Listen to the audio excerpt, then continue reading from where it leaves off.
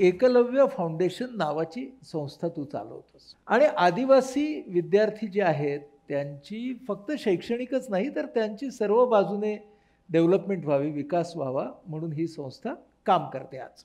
तर एकलव्य हे आपल्या संस्थेचं नाव असावं, हे तुला कसं काय सुचलं? म्हणजे तू स्वतः एकलव्य म्हणून सुचलं का कसं काय झालं? एकलव्य कॅरेक्टर माहिती आहे सगळ्यांना हं. आणि ते कॅरेक्टर फार अगेन इंटरेस्टिंग आणि मला इन्स्पायरिंग करतं.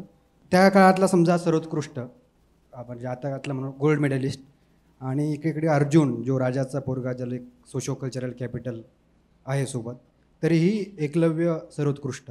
आणि इथं सगळे मला वाटते लातूर म्हणजे आता बऱ्यापैकी जरी लातूर पॅटर्नच्या आपण असलो वातावरणात तरी बहुतेक इथे मला वाटतं की फर्स्ट जनरेशन लर्नर जे आहेत coming from under represented community ते बहुतेक एकलव्य आहे. आणि माझ्या आयुष्यात पण ते म्हणजे 12 वर्षापूर्वी असंच माझ्या अंगुठा नाही पण त्या अंगुठ्याला जखमा करण्याचा किंवा माझ्या मॉरलला दाबण्याचा धक्का मारण्याचा एक म्हणजे वारंवार प्रयत्न होतोय. आणि पहिल्या पिढीतल्या वंचित समुदायातल्या सगळ्या विद्यार्थ्यांच्या बाबतीत हे होत असतं डायरेक्टली इनडायरेक्टली. तरी टिकलो. तर तुम्ही एकलव्याचा लोगो जरी बघितला तर त्यात बुक्स आहे, पेन आहे. आता ग्लोबल स्कॉलरच्या याच्यामध्ये पृथ्वी आहे, बाबासाहेबांचा हात आहे. तर मला असं वाटतं की हा एक नवीन एकलव्य आहे जो आता अंगुठा देणार नाही आहे, तर व्यवस्थेला भिडेल आणि त्याच्यावर उत्तर काढेल. आणि एकलव्याबद्दल बोलताना तू आत्ता म्हणालास, तर मला वाटतं ज्यांना वारसा मिळाला आहे त्यांच्याबद्दल आपल्याला काहीच म्हणायचं नाही. पण आपण वारसा तयार करणार आहोत, या तयारीने उतरणारे ते एकलव्य असले पाहिजे. तुझं एकलव्य फाउंडेशन आज नेमकं काम काय करतं? एकलव्यमध्ये आमचे मेनली 3 प्रोग्राम आहेत, म्हणजे अंडरग्रॅड मेंटरशिप, पोस्ट ग्रॅड मेंटरशिप.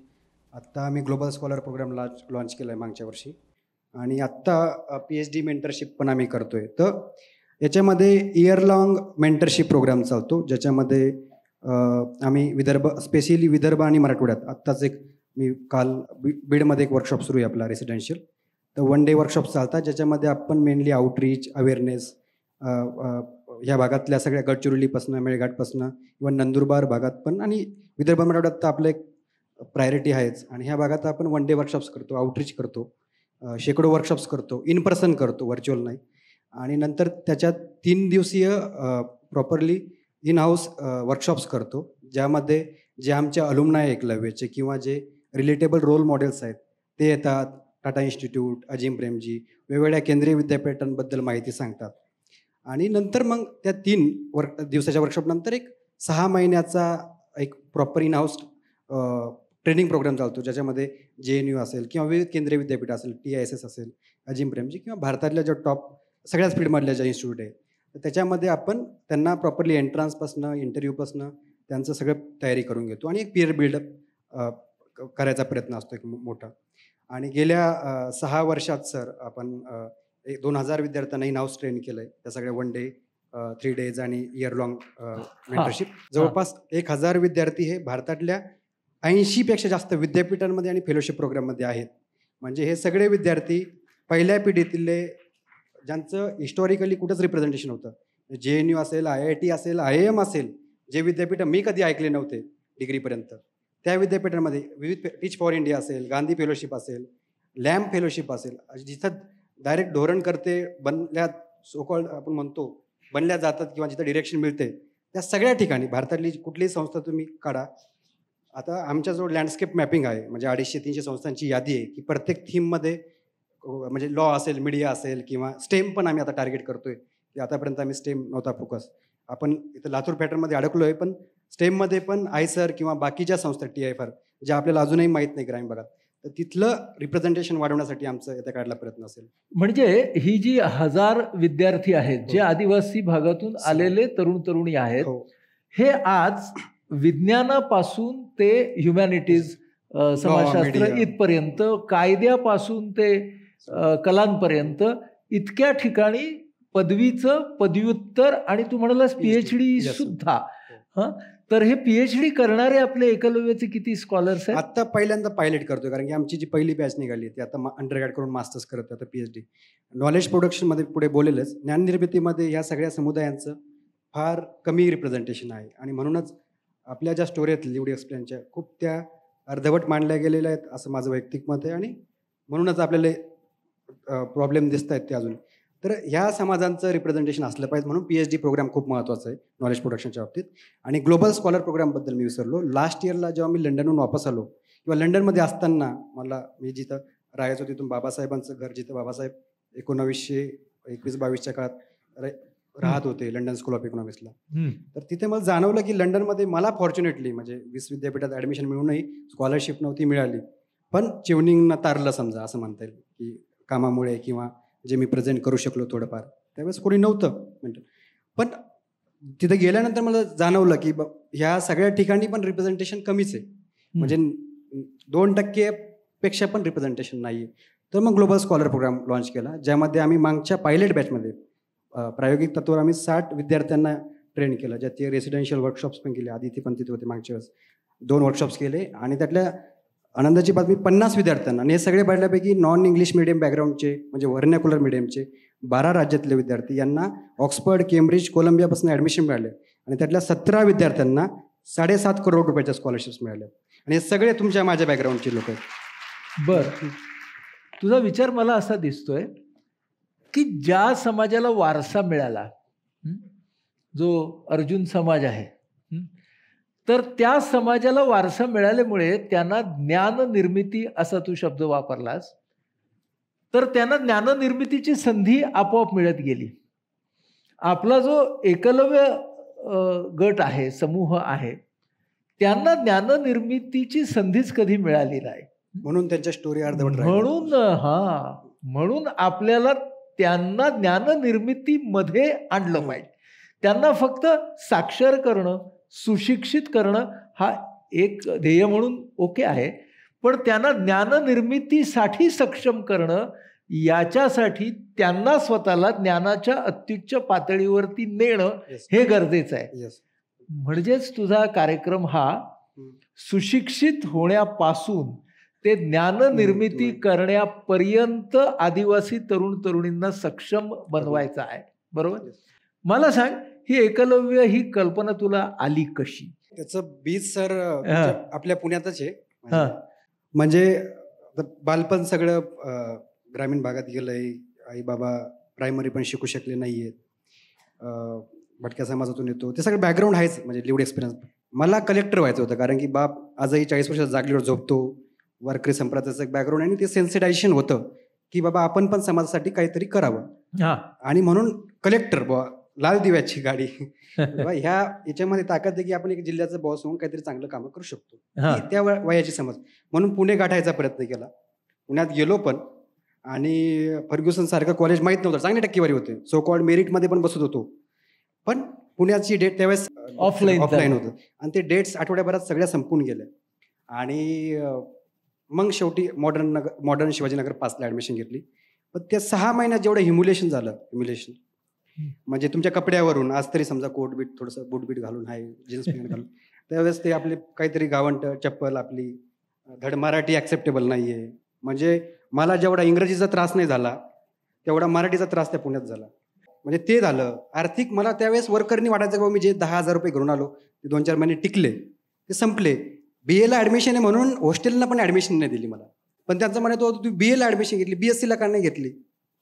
म्हणजे असं म्हणून मला माझ्यासोबतच्या कमी टक्केवाल्याला BSc ला ॲडमिशन म्हणून त्याला ॲडमिशन दिली हॉस्टेलला, किंवा मी त्याच्यात बसत नव्हतो. आणि कोणी सांगणार नव्हतं. कोणी जरी एक जरी माणूस असता की बाबा तू लढ इथं राहा, टिक, तर कदाचित मी टिकलो असतो. तर ते पुणे सोडावं लागलं. म्हणजे त्याच्यामध्ये सोशिओ इकॉनॉमिक, कल्चरल जे आपण सगळे पॅरामीटर म्हणतो ते सगळे जगलेत. आणि मग मी ती ॲडमिशन काढली पुणे विद्यापीठातली, आणि मुक्त विद्यापीठात जे यशवंतराव चव्हाण मुक्त विद्यापीठमध्ये मी BA केलं. ते पुणे विद्यापीठातून ड्रॉपआउट होऊन घेतली ॲडमिशन. ते काही माझी वैयक्तिक इच्छा नव्हती, ते परिस्थितीनं माझ्यावर निभावलं होतं. आणि मग मेळघाटात गेलो. मेळघाटात बघितलं की बाबा इथं पण पूर्ण पंचक्रोशीत 30-40 गावात एकही ग्रॅज्युएट पोरगा भेटत नाही. म्हणजे क्वालिटी सोडून द्या, ॲक्सेस नाही आहे. म्हणजे त्यांना ते उच्च शिक्षणापर्यंत पोहोचत नाही. नंतर पुढे TISS ला गेलो, टाटा इन्स्टिट्यूटला डिग्रीनंतर. तर तिथे बघतोय की इथे रुरल डेव्हलपमेंट, माझं सोशल वर्क रुरल डेव्हलपमेंट झालंय. इथं रुरल डेव्हलपमेंट शिकायला येणारे पोरं Tier 1 मधले, चेन्नईचं येते, कोणी मुंबईचं येते, कोणी दिल्लीचं येते. म्हणजे आमच्या वर्गात एक असं होतं, नाव नाही घ्यायचं, पण मिठाचं झाड कुठं असतं म्हणे. मिठाचं झाड म्हणजे आम्ही म्हणजे हा फेमस किस्सा आहे आमच्या बॅचचा.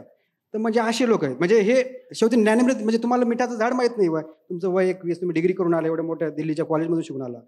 तर माझा त्याच्याशी वाद नव्हता, माझा त्याच्याशी कधीच माझं हे नाही. पण मराठवाड्यात 30 तुळजापूर संस्था आहे, मराठवाड्यात इथूनच आपल्या 2 तासाच्या अंतरावर.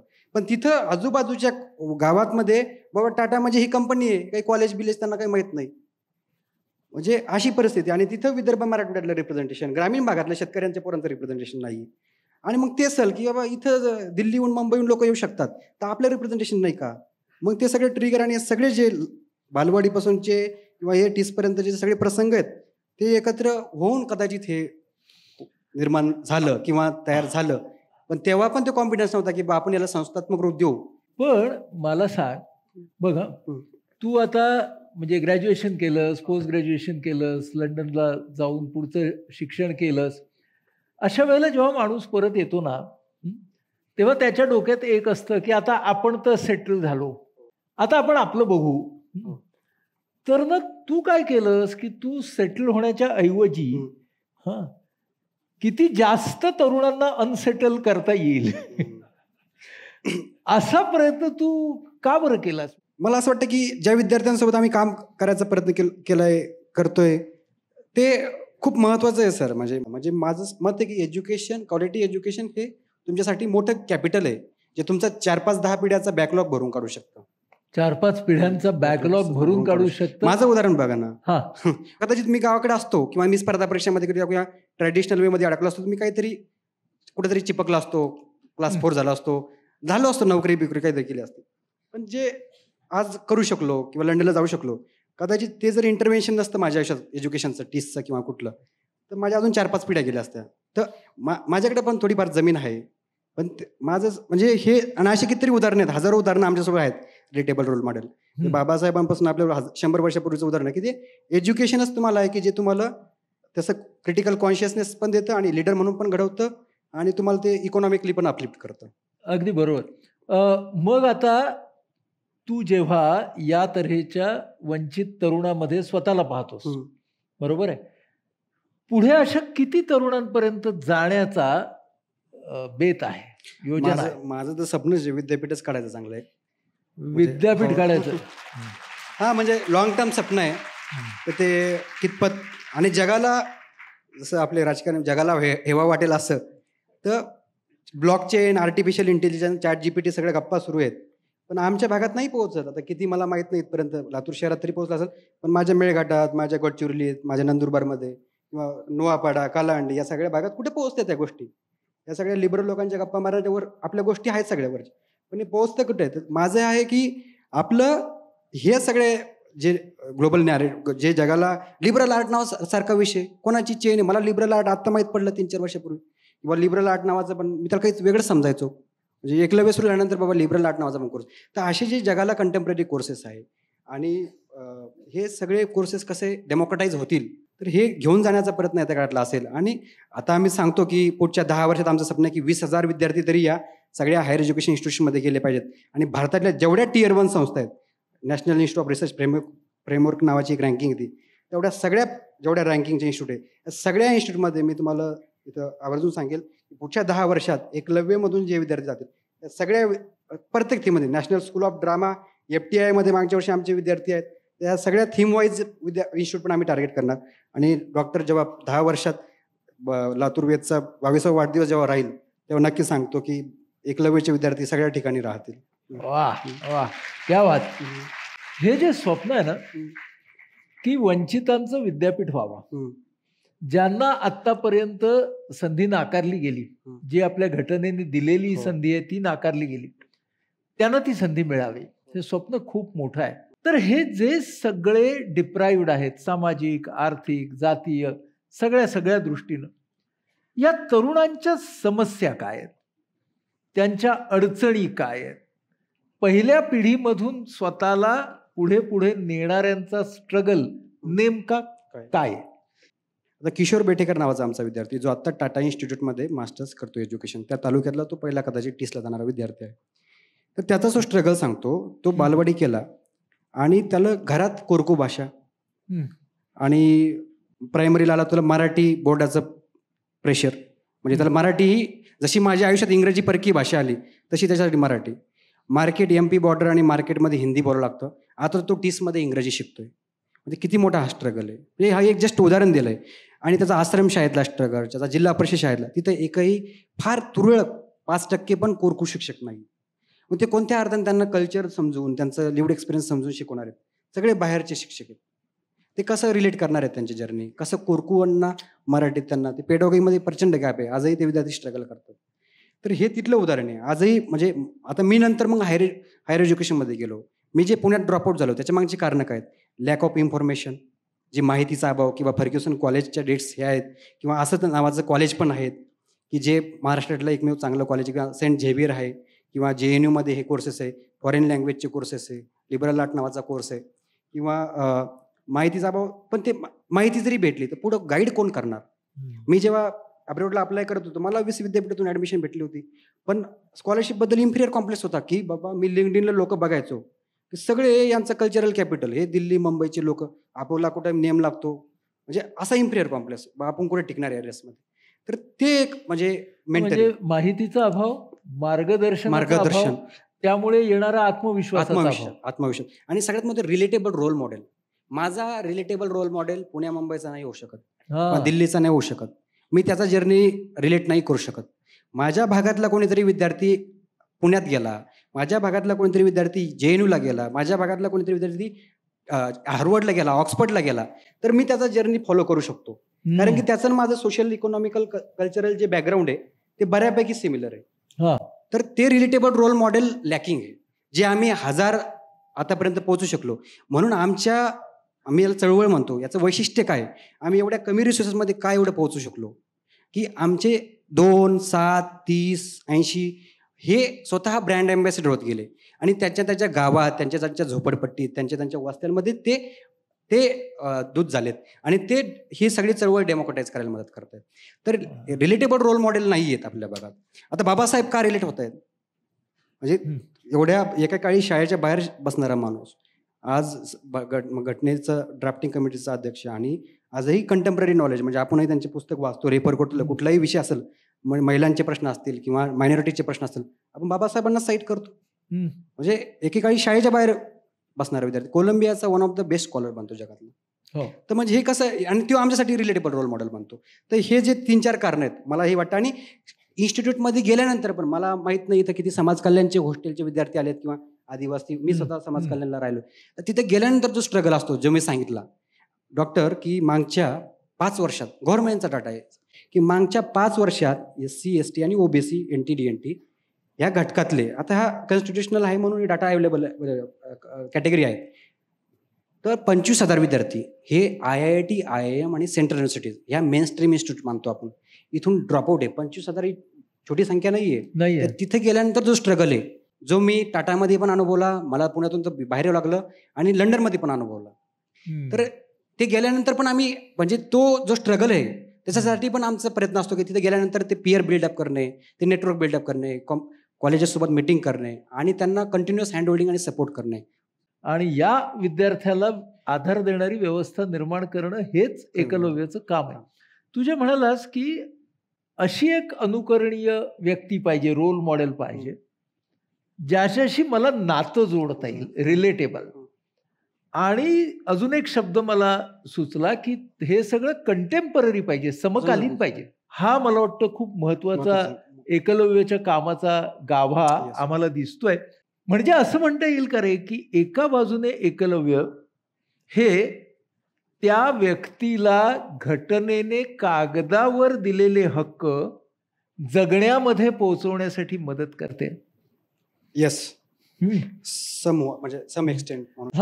आणि मग ह्याच्यामध्ये कोण कोण भागीदार जमले तुझे? तू जेव्हा या स्वप्नाच्या मागे लागलास त्याच्यानंतर आज या 6-7 वर्षामध्ये हे स्वप्न अनेकांचं कसं झालं? सगळ्यात महत्वाचं म्हणजे विद्यार्थी त्याचा गाभा आहे. म्हणजे विद्यार्थीच येतात, ऑनबोर्ड होतात, नंतर व्हॉलेंटियर मेंटर, आणि तेच पुढं. आता आमच्या जेवढ्या वर्कशॉप्समध्ये आहेत, आता बीडला वर्कशॉप त्यातले 80% स्पीकर हे आमचे माजी विद्यार्थी आहेत. म्हणजे हे विद्यार्थी सगळ्यात महत्वाचं. तुम्ही एक चेन रिएक्शन तयार करताय. एकलव्यमध्ये आमचे जे को फाउंडर आहे स्मिता आणि आकाश, हे माझे पहिल्या बॅचचे विद्यार्थी, नंतर ते व्हॉलेंटियर, नंतर ते मेंटर. त्या दोघांनी शिक्षण घेतलं, वेगवेगळ्या फेलोशिप्स केल्या. आज ते को फाउंडर आहे आणि स्मिता 500 विद्यार्थ्यांचा वर्कशॉप लीड करते. आता बीडचा वर्कशॉप ती लीड करते. आकाश दिल्लीत एक डिग्री करतोय, पण तो अंडरग्रॅडचा 400 विद्यार्थ्यांचा प्रोग्राम लीड करतो. यांचं वय 23-24.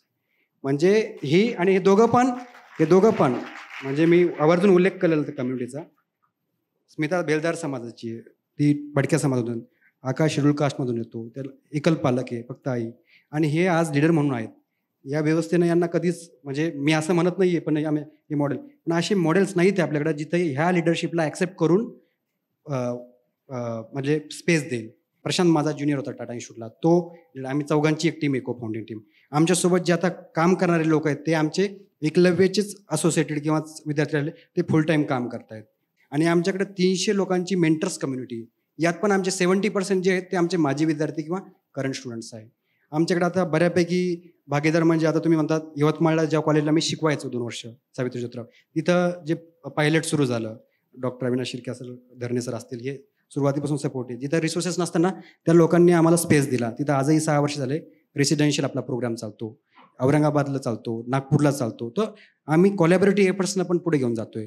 आणि ऑब्व्हियसली आता आम्ही या स्टेजला आहेत की 6व्या वर्षात की आम्ही थोडंफार IIM मध्ये इन्क्युबेट झालोय, नजमध्ये इन्क्युबेट झालोय, ग्लोबली पण आम्हाला काही थोडंफार रिसोर्सेस भेटत आहेत. तर आता एक थोडंसं आम्ही फुल प्रूफ मॉडेल देऊ शकलो आणि लोक पण त्याला आता ऍक्सेप्ट करतायत. समजा आमच्यापैकी थोडे पार्ट अर्जुनवाले होतो आम्ही, तर आम्हाला जर एकलव्याशी जोडायचं असेल तर आम्ही काय करू शकतो? बाबासाहेबांनी 14 तळ्याच्या वेळेस सगळे त्यांच्यासोबत जे होते ते सगळे सवर्ण समाजातील लोक होते, किंवा महात्मा फुलेंच्या चळवळीत जर तुम्ही बघितलं तर हे सॉलिडॅरिटी लेवललाच घेऊन जावं लागेल. किंवा ऑब्व्हियसली तुम्ही सगळे इथं आहात आणि आदिती आहे, ते आदिती पण ग्लोबल स्कॉलरला मेंटर आहेत. तर तुमच्यापैकी जे प्राध्यापक असतील किंवा विद्यार्थी असतील त्यांना वाटतं की आपल्या कॉलेजमध्ये वर्कशॉप झाले पाहिजेत, तर हे कोलॅबोरेटिव्ह एफर्ट्स आणि मी त्याच्यावर विश्वास ठेवणार आहे. माझे जेवढे काही मेंटर्स आहेत पुण्यातले की त्यांनी आम्हाला हा स्पेस दिला आहे, पण बहुतेक बाबत त्याचे काही निगेटिव्ह पण अनुभव आहेत. पण जिथं मला हे आम्ही प्रचंड बिलीव्ह करतो की सॉलिडॅरिटी लेवलला हे काम पुढे जाईल. म्हणजे हे प्रत्येकाला ह्याच्यामध्ये काम करता. तू म्हणालास आता इथं कोणीतरी मेंटर आहे? हो, आदिती आहे. ती काय काम करते? ग्लोबल आदिती ऑक्सफर्डमध्ये शिकले. आमचा ग्लोबल स्कॉलर जो प्रोग्राम आहे आपला, तिने मागच्या वर्षी आपला सेवाग्रामला वर्कशॉप झाला 3 दिवसाचा. मी लंडनला असताना तिला रिक्वेस्ट केली की तू जा तिथं. ती आली दिल्लीवरून, तिथे खर्चानं आली. म्हणजे आपले मागच्या वर्षीपर्यंत आपली ऐपत नव्हती की रिसोर्स पर्सनला आपण सपोर्ट करायचा फायनान्शियली. तर ती स्वतः तिथून आली, 3 दिवस मुक्कामी राहिली आणि या विद्यार्थ्यांना ऑक्सफर्ड, केम्ब्रिज आणि जगभरातल्या आयव्ही लीग ज्या आहेत मोठ्या, त्यांच्या प्रोसेसबद्दल गाईड केलं. आणि वर्षभर ती मेंटर म्हणून काही विद्यार्थ्यांसोबत काम करत राहिली. 1 मिनिट, आपण अदितीलाच आत्ता व्यासपीठावरती बोलूया. तू मला सांग, म्हणजे तू इंग्लंडमध्ये काय करत होतीस, काय करतेस? मी LLM केलं तिथे इंटरनॅशनल लॉ मध्ये. बेसिकली आपल्याकडे कसं इंटरनॅशनल लॉ हे खूपसं त्याला एनकरेज केलं जात नाही, कारण करिअर वाईज त्याला स्कोप कमी आहे असं समजलं जातं. सो तिथे मी इंटरनॅशनल लॉ मध्ये शिकले आणि ती माझ्यासाठी एक वेगळी प्रोसेस होती. कारण जसं राजू म्हणला, आपलं रिलेटिव्ह कॅपिटल आणि प्रिव्हिलेज लक्षात घेता पण माहितीचा अभाव हा खूप वाटला. त्यामुळे मला राजूच्या बरोबर काम करण्यात एक महत्वाचं हे वाटलं की ऍक्सेस जो असतो ना, जी माहिती देणे आणि गायडन्स, तो खूप महत्वाचा ठरतो. आणि तू कोणाशी इंटरॅक्ट केलंस जाऊन राजूच्या एकलव्य संस्थेमार्फत? पहिले मी ऍक्च्युली प्रशांतला भेटले होते, जेव्हा राजूशी माझी ओळखही झाली नव्हती. आणि त्याच्यानंतर मग हळूहळू आमचे बोलणं वाढत गेलं. आम्ही लिंक्डइनवर कनेक्ट झालो. मग त्यांचा एक खूप सुंदर कार्यक्रम असतो की changing higher education in modern times, की आपल्याकडे ना खूप चाकोरीबद्ध पद्धतीने बघतात की ओके, वकिली म्हणजे हो कोर्टात काळा कोट घालून प्रॅक्टिस करतो, किंवा कंपनीत जाऊन काय कायदेशीर सल्ला देतो, किंवा डॉक्टर म्हणजे असंच असतं. तुम्ही लॉ शिकून अजून खूप काही गोष्टी करू शकता. तुम्ही जसं राही म्हणाली आता की पॉलिटिकल सायन्स, फिलॉसॉफी शिकून तुम्ही खूप काही करू शकता, आणि हे स्वतःच्या पातळीवर नाही तर सामाजिक पातळीवर सुद्धा. तर हे सगळं या बाबतीत माहिती देणं, या बाबतीत चर्चा करणं हे खूप महत्वाचं ठरतं आणि त्यामुळे माझी आणि राजूची जास्तीत जास्त बोलणं वाढत गेलं. हा, आणि तू जो वर्कशॉप घेतलास या एकलव्याच्या सदस्यांसाठी, तो कुठे घेतलास? हा होता वर्ध्यात बापू कुटीला, सेवाग्रामला होता. 3 दिवसाचा रेसिडेन्शियल वर्कशॉप होता. आपल्याकडच्या बऱ्याच स्टेट्समधनं स्टुडंट्स आले होते, फर्स्ट जनरेशन लर्नर्स, ज्यांना जसं आपल्या फॉरेन युनिव्हर्सिटीजना ॲडमिशनची जरा प्रोसेस वेगळी असते. फक्त मार्क पाडून चालत नाही. आपलं कारण काय आहे, आपली ध्येय काय आहेत हे स्पष्ट करायला लागतं, आपली जर्नी सांगायला लागते. तर त्या बाबतीत त्यांना एकतर पहिले कॉन्फिडन्स देणे की तुमची जर्नी ही तुमची आहे आणि दॅट मेक्स यू. हा कॉन्फिडन्स देणं किंवा प्रोड्यूस करणं हा खूप महत्वाचं असतं. तर तिथे बेसिकली या पातळीपासून ते त्या ऍप्लिकेशन प्रोसेसमध्ये जो आपला पर्सनल स्टेटमेंट एक प्रकार असतो की आपण का करतोय एखादी गोष्ट, SOP, किंवा काही एसेज लिहायचे असतात की काही, आता तुम्ही जर एखाद्या विषयाकडे चालाय, तुम्ही पॉलिटिकल सायन्स, तर 2 थीम्स दिलेल्या असतात, त्यावर तुम्हाला तर तुम्ही कसे त्याला अप्रोच कराल, या सगळ्या गोष्टीचं कॉम्बिनेशन होतं. हे सगळं तू किती तरुणांपर्यंत, किती जण होते तिकडे त्या वर्कशॉपला? 60 पेक्षा जास्त विद्यार्थी, 60-70 पेक्षा जास्त. आणि डॉक्टरेच्यात म्हणजे 12 राज्यातले विद्यार्थी होते. आमचा ग्लोबल स्कॉलर प्रोग्राम जो आहे ना, तो आता 15 राज्यापेक्षा जास्त पोहोचला. आता मी सांगत होतो आदितीला, नॉर्थ ईस्टच्या एका विद्यार्थ्यांना केम्ब्रिजमध्ये MPhilला ॲडमिशन भेटली, ट्रायबल, आणि तिला जवळपास 50 लाख रुपयाची स्कॉलरशिप मिळाली, फुल फंडेड. असे 17 उदाहरणं आहेत. आणि जेव्हा आदिती वर्कशॉपला होते, त्याच्यानंतर पण एक वर्कशॉपला, त्याच्यामध्ये 8-9 स्पीकर होते. आणि आदिती समजा आयव्ही लीगची, कॉमनवेल्थ शेड्सचं कोणी स्कॉलर, चेवनिंग स्कॉलर, आणि US मधलं कोणी, कोलंबिया, असे वेगवेगळ्या थीम वाईज, जसं लॉ आदितीनं केलं, अजून डेव्हलपमेंट स्टडीज, कोणी मीडिया, वेगवेगळे थीम वाईज पण आपण म्हणजे आम्ही सगळेजण वेगवेगळ्या पद्धतीने एकलव्याशी जोडून शकतो. तेव्हा अदिती, तू लातूरची आहेस आणि तुला एकलव्याशी जोडलं जावं असं का वाटलं? मला असं लक्षात आलं की मी 10वी नंतर पुण्याला गेले. तसं माझं शिक्षण इंग्लिश मीडियम मधलं, लातूरमधल्या बऱ्यापैकी चांगल्या शाळेतनं, त्यामुळे असं प्रिव्हिलेज पण एकीकडनं होतच की I was still in a better position than most. तू जरा अर्जुन थोडा, मी अर्जुन कॅटेगरीत होतेच, पण तरी लातूरहून पुण्यात गेल्यावर एक प्रकारचा फरक पडला. इंग्लिश बोलण्यात कधी कधी आपण थोडेसे चाच पडतो की आपला ॲक्सेंट बरोबर आहे का, आपण बोलतोय का बरोबर. आणि जसं जसं तुम्ही वेगवेगळ्या मोठ्या मोठ्या ठिकाणी जात राहता, ॲक्सेसचा गॅप वाढत जातो. आणि मला एक जाणवलं की लातूरमध्ये आपल्याकडे सायन्स घ्या, मॅथ्स, इंजिनिअरिंग, मेडिसिन खूप आहे. मी 10वी नंतर आर्ट्स घेतला आणि मी फर्ग्युसनला गेले, तर तो सुद्धा एक खूप हे होता की मला तिथे गाईड करायला कोणी नव्हतं. आणि तो ॲक्सेस गॅप आणि हे प्रिव्हिलेज असूनही, तर मग ज्यांना हे सोशल कॅपिटल नाही आहे त्यांना तर तो गॅप अजून जास्त वाईड होतो. तर ह्या ॲक्सेस आणि गायडन्सचं लॅक, आणि ते पुढच्या आपल्या जनरेशनच्या स्टुडंट्सना मिळू नये. आणि राजूसारखी लोक एवढी झटून काम करतात, मग आपण थोडासा खारीचा वाटा तर देऊच शकतो. क्या बात, क्या बात, क्या बात, क्या बात. राजू, मला एक गोष्ट खूप छान कळते आहे की समाजामध्ये ही जी उतरंड आहे तिच्यामध्ये लॅक ऑफ इन्फॉर्मेशन, माहिती तुम्हाला नसणं, हिचे सुद्धा वेगवेगळे स्तर आहेत. आणि एका स्तराला जिथं माहिती आहे तिने ती त्याच्या खालच्या स्तरापर्यंत पोहोचवली पाहिजे, तरच त्या उतरंडीची चढण होईल. आणि ती चढण करण्याचं काम तुम्ही करताय. समाजानं तुम्हाला उतरंड दिली, तुम्ही शिक्षणातून तिचा वापर चढण म्हणून करताय, आणि या प्रवासामध्ये आमच्यापैकी प्रत्येक जण सहभागी होऊ शकतो. वेलकम. आता प्रश्न असा, आम्ही ना नेहमी असं म्हणतो की भारत महासत्ता व्हायला पाहिजे. तर ही महासत्ता, त्यातला महा म्हणजे काय? सकाळीच मी राहुल आणि सरांसोबत येत होतो, तर मला आपल्याच कॉलेजच्या उजव्या साईडला बॅनर दिसला, आपला नीट आणि नीटचा, बहुतेक नीट महानिकाल. म्हटलं आता हे महानिकाल काय भांगड आहे. तर बघितलं, थोडंसं बघितलं, मला नीटचे डॉक्टर काहीतरी पोरं दिसत आहेत आपले, जसं की त्याच्यात 0.01% म्हणजे एका जागेसाठी हजारो विद्यार्थी ॲप्लिकेशन करतात, कॉम्पिटिशन करतात, त्या विद्यार्थ्यांचं प्रिव्हिलेज बनून जातं तेवढ्या संस्थांचं. तसं ऑक्सफॅमचा रिपोर्ट आहे आपला, इनइक्वॅलिटीचा रिपोर्ट.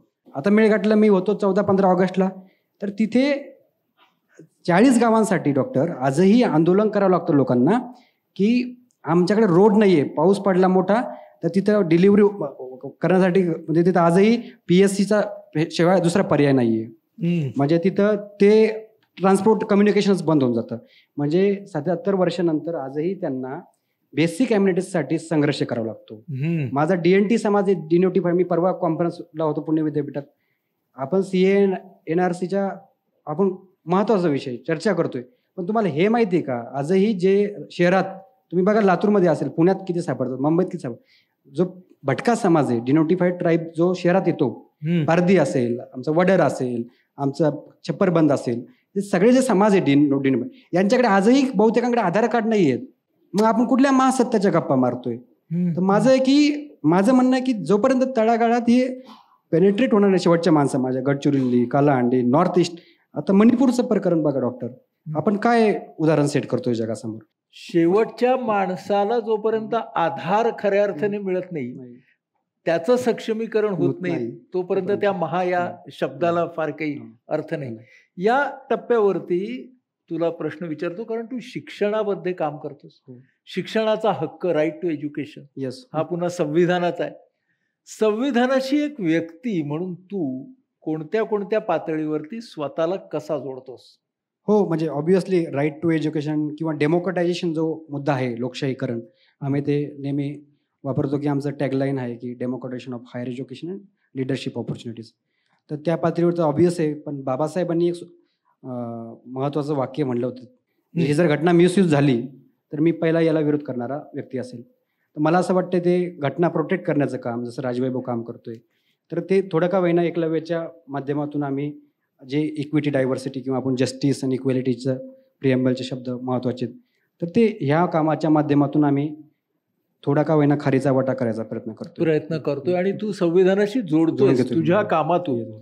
मला सांग की या सगळ्या अगदी त्या फर्ग्युसन पासूनच्या तुझ्या अनुभवापासून आजपर्यंत तुझ्या स्वभावात काय काय सकारात्मक बदल झाले? नाही, स्वभाव सकारात्मक डॉक्टर हे की रेझिलियन्स म्हणता येईल. मी माझ्या विद्यार्थ्यांना एक वाक्य नेहमी म्हणतो की बाबा, आपलं जे सोशिओ इकॉनॉमिक कल्चरल बॅकग्राऊंड आहे ते असं बनवलेलं आहे स्ट्रक्चरनं, व्यवस्थेनं, तर हजारो वर्षाचा इतिहास आहे. तर ह्या तुम्हाला 10 जर तुम्ही अटेम्प्ट दिले, समजा कुठले प्रयत्न केले, तुम्हाला 6-7 वेळेस 8 वेळेस रिजेक्शन येणार आहे. ती तयारी ठेवून लढावं लागेल. आज माझं एवढं फोप चेवनिंग काय काय सगळे रिकग्नेशन होऊनही मला स्ट्रगल करावं लागतो, ऑर्गनायझेशन बिल्डिंग, सपोर्ट. तर रेझिलियन्स आहे माझं, हे असंच आहे, पण हे बदलण्यासाठी आपण इथं आहोत. हे माझा एक रेझिलियन्स वाटला. हा फरक झाला की हे असंच आहे, पण हे मला बदलायचं आहे. दुसरं म्हणजे पहिले फार एक काय होते ना, म्हणजे इथं पण बहुतेक तळागाळातले वंचित समुदायातले असतील ॲक्टिव्हिस्ट किंवा इव्हन आपल्यातले हेवेदावे फार आहेत आजकाल. म्हणजे जेलसी फॅक्टर माझ्यासोबत पण होत आहेत. बाबा आलंय भटक्याचं पोरगा, आता हे फोब्समध्ये आलंय वगैरे, माझ्यासोबत ते बरंच झालं. म्हणजे मला त्यासाठी सेशन्स पण घ्यावं लागले काही बाबतीत. पण आता मी त्यातून बाहेर पडलो. मला असं वाटतं की बाबा हे आपलं म्हणजे आपण फार छोट्या डबक्यातच हे करतोय.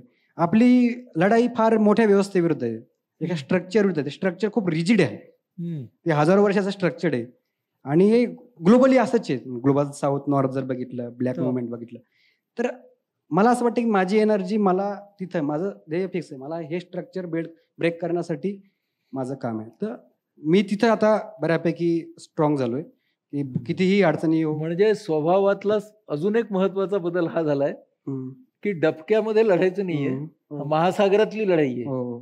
या सगळ्या प्रवासामध्ये राजू नावाच्या माणसाची काही स्वप्न आहेत का? म्हणजे आदिवासी विद्यापीठ वगैरे राजू ह्या कार्यकर्त्याची स्वप्न झाली. जी रेषा आहे, जी व्यक्ती आणि काय म्हणतो काम, ती फार दुसर झाली असं म्हणेल. आणि त्याचा त्रास मी ऍक्सेप्ट करतो की माझ्या जवळच्या लोकांना झालाय वगैरे. पण हाय म्हणजे असं मी इन्स्टिट्यूशन बिल्डिंगचं स्वप्न माझं हाय लॉंग टर्म. म्हणजे नुसतं शिक्षणाचं नाहीये डॉक्टर ही लढाई, ही लढाई रिप्रेझेंटेशनची पण आहे.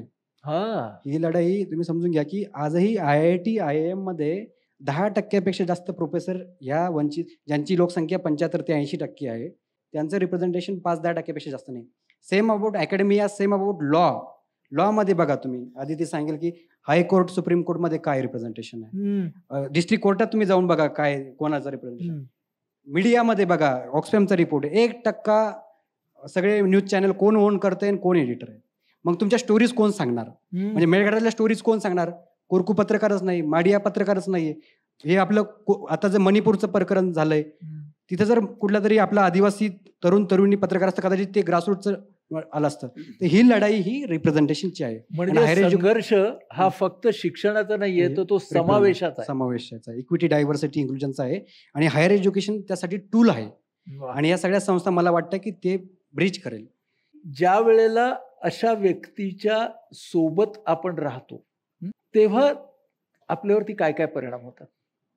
सगळ्यात मोठं म्हणजे आय थिंक राजूकडे बघून मला दरवेळेस असं वाटतं की रेसिलियन्स, तो ऑलरेडी त्याच्याबद्दल सांगितलं की बऱ्याचदा असं होतं की काही गोष्टी आपल्या मनासारख्या होत नाहीत, चिडचिड होते, पेशन्स अगदी संपून जातो. राजूकडे बघितलं की वाटतं की निभावून धरलं तर होऊन जाईल.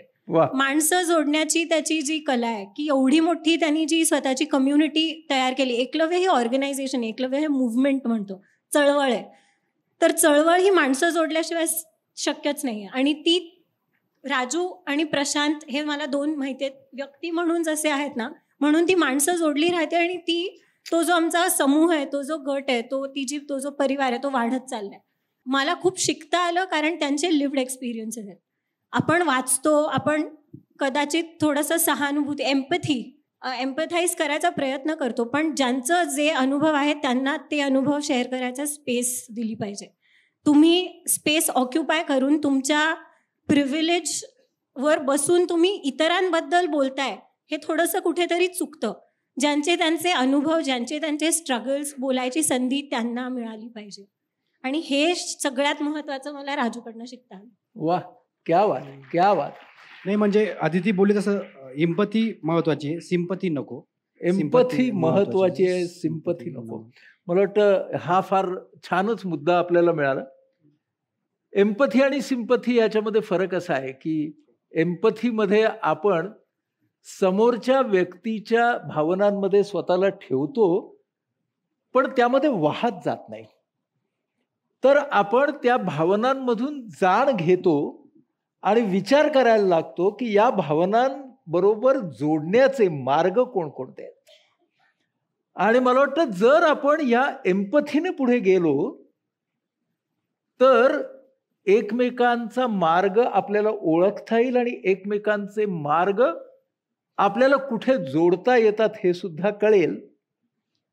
आपण या सत्राची सुरुवात एकलव्यापासून केली, पण हे सत्र संपन्न होताना आपल्या समोर एक खूप महत्वाचा संदेश हे सत्र देत आहे. अर्जुन आणि एकलव्य स्पर्धक नसतात, ते एकत्र येऊ शकतात. आणि संविधानाला हेच अभिप्रेत आहे. Yes, agree, totally agree. की अर्जुन आणि एकलव्य या व्यवस्थेने तयार केलेल्या संज्ञा आहेत, पण अर्जुन आणि एकलव्य हे एकमेकांच्या बरोबरीने शिकत जाणारी दोन सहृदय माणसं बनू शकतात. यस.